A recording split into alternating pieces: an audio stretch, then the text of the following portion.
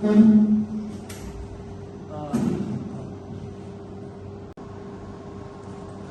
to the mediation. I am Mr. Isul and I'll be your mediator today. Thank you all for instructing me to be the mediation today. As you all know, mediation is a process, a voluntary process, which is an alternative to the court procedure. I encourage you all to stay put and work this issue together, and I, as a mediator, will not making any decision for you guys, and I will only be facilitating the process. In a moment, I will ask both of the team to make an opening statement. The purpose is to establish what is important to you and also what would you like to achieve. I assume you are Miss Amy, who approached me for the mediation. And how do I address you, sir? Just call me Johnny, Mr. Isul. Okay. How are you guys feeling today? Yeah, we're doing fine. You're doing fine? I'm good. Yes, I'm good. Thanks. Please take note that I have no connection with the parties and to the case. My knowledge to the parties and also your position is limited to what you have been disclosed to me. Therefore, let's believe there is no biasness during this process, and I will advise you to. I will advise given based on your consideration from you guys. Okay. I should clarify for the record that both of you have received the mediation agreement and also submission statements prior to this session. Right? Okay. I would like to lay some few basic rules and ethics during this session. First, please put your phones on silent mode during the whole session so that you will not interrupt both parties during the speech. Okay? And second, please watch your language as this is a formal form of session. Is it okay with you guys? Yes. And the last one will be, please do inform me if any of you would like to have a few minutes break. Are you both okay? I have a question. Will you note this session? Yes, I will note the session. Any more questions? Excuse me, Mr. Isul. May I know how long will this session be held, as I have urgent matters that I need to attend to? Worry not, this session will not be long as long as both parties cooperate and behave and well managed. Is it okay? Alright. The mediation is confidential unless law requires otherwise. I am bound for confidentiality, and all substance we are discussing is confidential.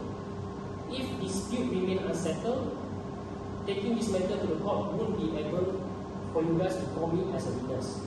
Understand? Okay.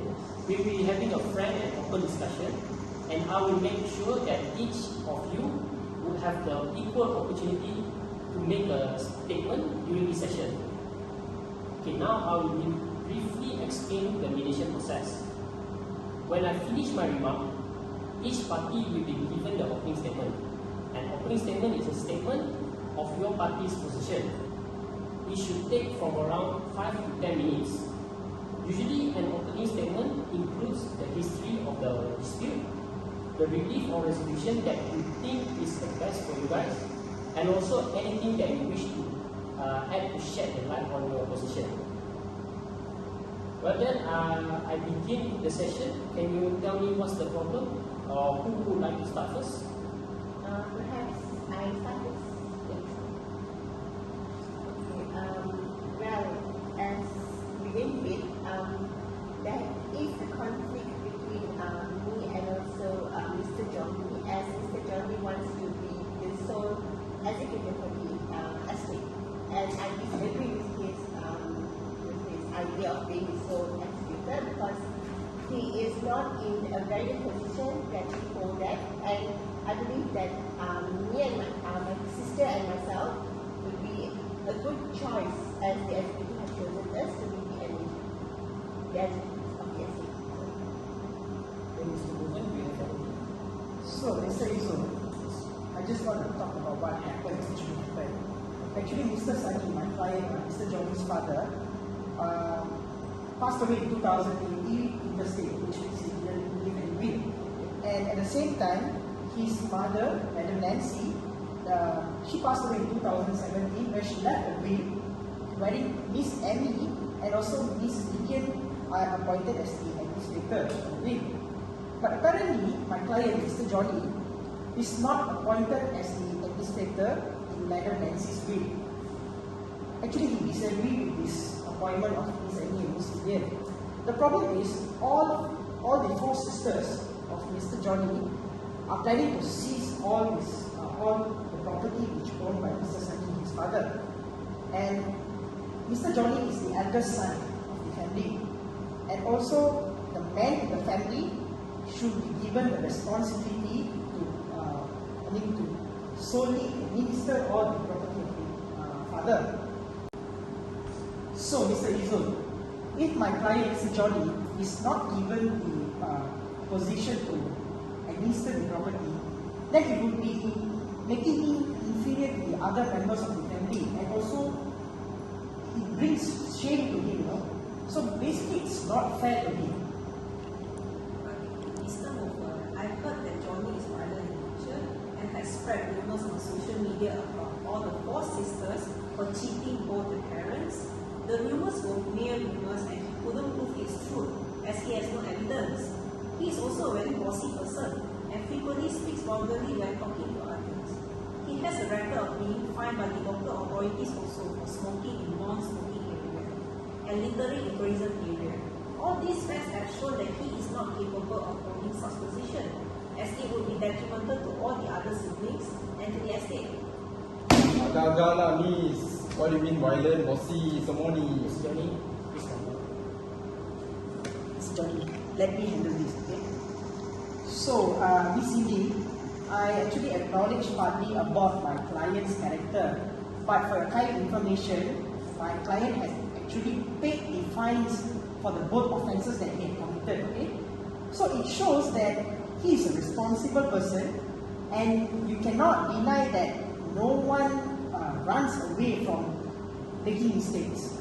But still, I believe character is something that is hard to change. Therefore, I suggest that Miss Amy and Miss Vivian become the administrators of the estate. By reason, both of them are close to each other when it comes to handling Madam Nancy's estate. Therefore, they have some experience in estate administration, which would be beneficial to every sibling. Both of them are named as executors for the estate, so there shouldn't be issues with that. This proves that Madam Nancy entrusted them to handle the estate instead of other siblings. Miss Cindy, I would like an alternative actually, because I disagree with Eileen and I becoming the joint administrator, as Eileen is currently not working and she doesn't have any working experience at all. And furthermore, even we have been asking her and precisely we have been encouraging her to work, but she doesn't seem to actually take our advice or having some working experience. So I feel that it's not right for us to actually put in as one of the administrators, and I would like to suggest if we actually substitute her with Mr. Andrew. He seems to have a good record. He is actually a very responsible brother, and he has a well-established business as well. In regards of his history of being sued in 2015, I believe that he has already paid his judgment, and his payment is ongoing, basically. And also he's actually a very trustworthy person, because if he can actually afford to pay for his child education in a private school, I believe he has the capacity, the ability to actually hold an estate. And if let's say Andrew is not a very suitable candidate, we also have Zoe. She could be the possible administrator as well, because she has the capacity to actually handle, she has business on her own, and she has the ability to actually handle many staff. So I believe she could be one of our options as well. And we have another person, so if let's say we don't go by Zoe, we have other alternatives. But I feel if we were to actually select a better administrator, perhaps we shall go with Zoe rather than selecting Andrew as our administrator. I'm the eldest of the family, therefore it should be me to administer father's property. So none other than you, Zoe, Andrew, it should be me.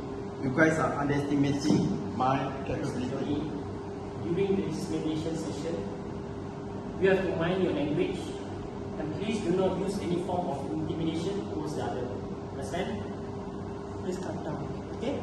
Thank you. Now we shall have a 5-minute break or recess, and after the recess, we will proceed with private session. Is it okay with you guys? Okay, this is. Hi, welcome back, Amy and also. So I would like Amy to start first. So can you please tell me why do you not trust Johnny, your elder brother, to be the administrator of the estate? No, like I said just now during the opening, I feel that he is not a trustworthy person because you see he has past records and then he has anger management issues. So with having said that, do you think that he is actually a very suitable person to actually hold the administrator? I don't think so. When you have such a bad character, it actually influences the whole structure of you being a responsible person, and I strongly believe that he is not a responsible person to actually hold the administrator. So To be the administrator. Okay. So I would like to suggest that allow for division of estate by the executrix of the previous estate agreement. This way, each child can be administrator of each parcel of the land allotted. Won't this harm the overall distribution of the property?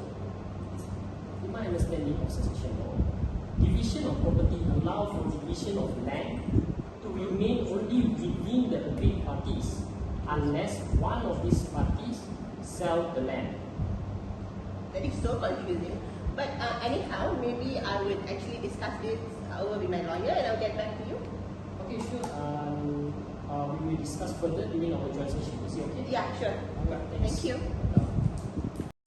Welcome, Mr. Johnny and also. So just now I had a private session with Miss Amy and also her counsel. So now it's your turn. So Johnny, what makes you think that Amy is not able to administer the estate? Simple. She cheated our parents. Okay. According to her, that executrix was valid a law and was not a result of fraud. So Sorry, but I need to consult with my lawyer if it is correct. okay. Amy also mentioned that you have spread some rumors with regard to her. Is it true? If the allegations are true or not, then I'm prepared to apologize to Amy, I guess. Thank you for both of you. After this, we will be having a joint session, right? Is it okay? Yeah, sure. Okay, thank you. Okay, it seems like both private session has been conducted, and I seems like I understood the issue that raised by both of the parties. Okay. In this situation, it is a dead end. For the benefit of both clients, I think it is better to go for joint administration. Miss Cindy, can you actually explain what is joint administration and why are we supposed to do that? What are the pros and cons of it? A joint administration is where an administration of an estate is managed by more than one person. The benefit of this concept is that everyone has the same right to administer the estate. However, the con is everyone has to agree with one decision. Oh, I see. But actually, basically, I and my sister, we agree on this joint administrator thing. But then the only opposing party will be Mr. Johnny. He doesn't want to he doesn't agree with this administrator. I strongly object this suggestion given by Cindy and you. As an eldest son, I have the responsibility to be the sole administrator. This idea is so atrocious. Mr. Johnny, please calm down. Okay, I understand that since you are the eldest son of the family and you wish to be the sole administrator of your father's estate, but at the same time, I actually agree with this suggestion because you know that okay, when you go for a joint administrator, there are pros and cons, but at the same time, you do not lose any rights by agreeing to enter into a joint administratorship because you will be there to be as a administrator as well as Ms. Abby also. So I think that you should go with a joint administratorship.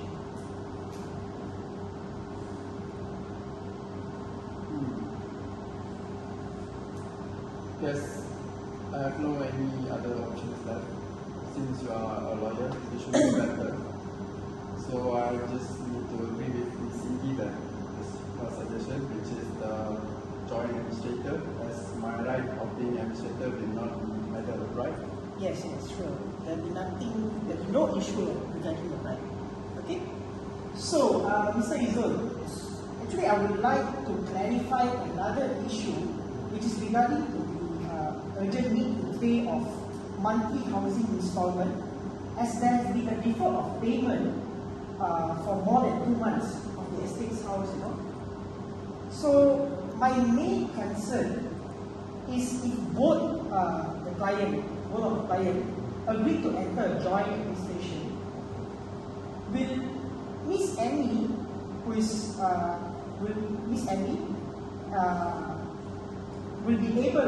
she able to pay the defaulted payment for an outstanding housing loan? And I would like to clarify this, okay? My client, Mr. Johnny, is indeed financially stable, Currently is financially stable.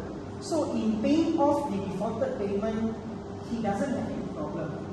But will Miss Amy able to at least share some amount to pay off the defaulted payment? Well, I am, and I will actually bear the outstanding amount if and only if Miss Johnny actually agreed to actually settle this matter into entering into a joint administration. Seems like Miss Amy and Miss Johnny have reached an agreement of being a joint administratorship for your late father estate. This dispute, therefore, will finally be resolved amicably. And now we shall have a tea break, and I'm preparing all the agreed settlement and others relevant documents for the session, and for the both parties to actually acknowledge and sign the document. Is it okay? Yeah, that's fine. Are we supposed to sign it now?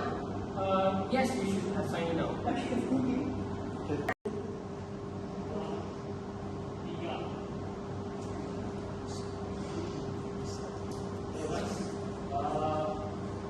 This is the document that I would like to for council and the parties to have a look. And Ms. Amy, you will sign here after you have a look at the document.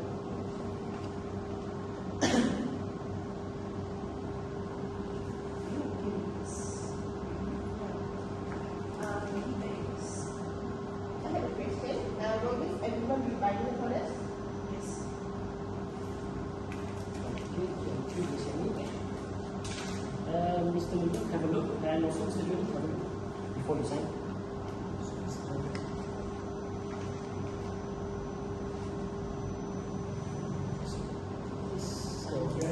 Yeah, it's okay. Yeah. What's your name? Sure. May class Mr. Johnson. Okay, so I would like to conclude this mediation session, and I would like to remind you guys that this mediation session, the outcome of it will be binding, and I hope that Mr. Johnny and Miss Amy will work together, cooperate together, since both of you are siblings. And that's all for today. Okay, thank you, Mr. Lugan. Thank you, Mr. Izul. Thank you, Miss Cindy. Thank you, Miss Amy. And also thank you, Mr. Johnny.